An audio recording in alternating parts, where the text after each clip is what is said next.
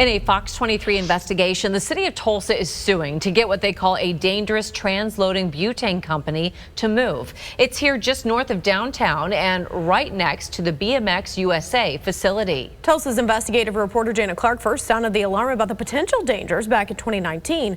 So did a chemical engineer who questions why the city didn't do something sooner. Tulsan and chemical engineer Fred Storer told me he alerted the city about this danger 7 years ago. Now he says it's about time the city takes action. I first showed you the problem back in 2019. Rail cars show up here. They deliver a flammable liquid called butane. It's then transloaded onto semi-trucks.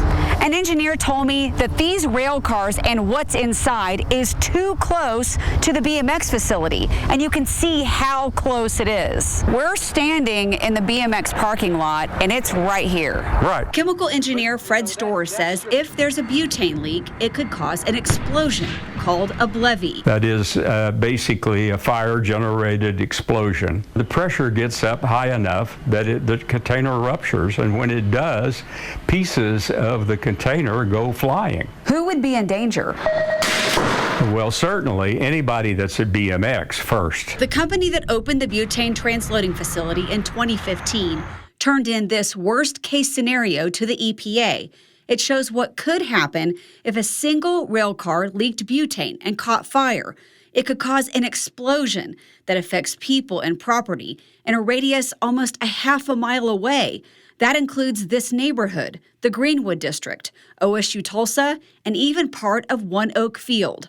The BMX facility is right here. Here along the security fence, this is what Fred calls the escape gate for workers to get out if there's an explosion, and it only opens from the inside. If something bad happens and they're scared, they're going to run through that gate and they're going to call the fire department. This inspection report shows in October 2022, the EPA did an inspection while workers were unloading butane from a rail car, and they found a leak.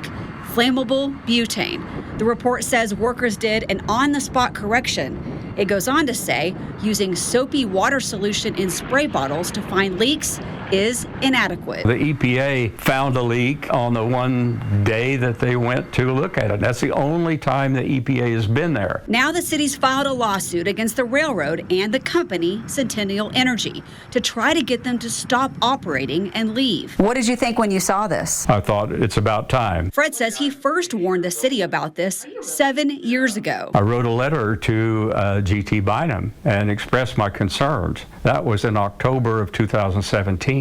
Did he answer your letter? No, the city has never answered a letter that I have written them. Since then, another mistake added to this list. Fred and other Tulsans made their concerns known loud and clear at public meetings. I should have your attention because this is serious. It's too dangerous and people's lives are at stake. In 2022, city attorneys said transporting butane is a federal government regulation issue. The federal government has tied our hands. The city, in any city in this country, has no jurisdiction over these decisions.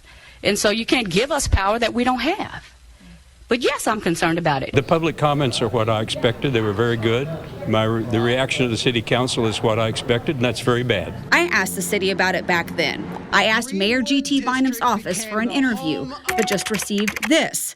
Mayor Bynum's not available. The city is providing all the resources. So I showed up at a press conference to ask the mayor in person. Mayor Bynum, I need to talk to you about the butane transloading facility. Why don't you want to talk about it?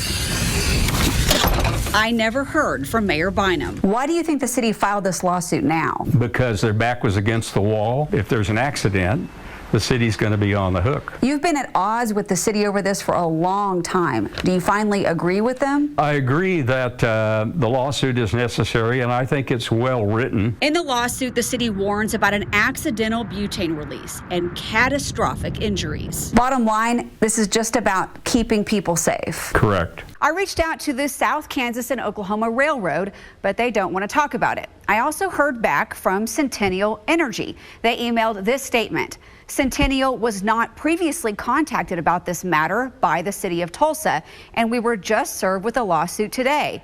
Further, we have a general policy against commenting on pending litigation. Fred's concerned this could take a while. Unless the court rules quickly, this case, just like so many, could be stuck in court for years. I will keep an eye on it for you and let you know what happens. Covering news that matters, Jana Clark, Fox 23 News. When Jana asked about the City of Tulsa about the lawsuit, they sent this statement. The city recently received updated information about the current arrangements between the property owner, Skoll, and the company conducting the transloading at this site.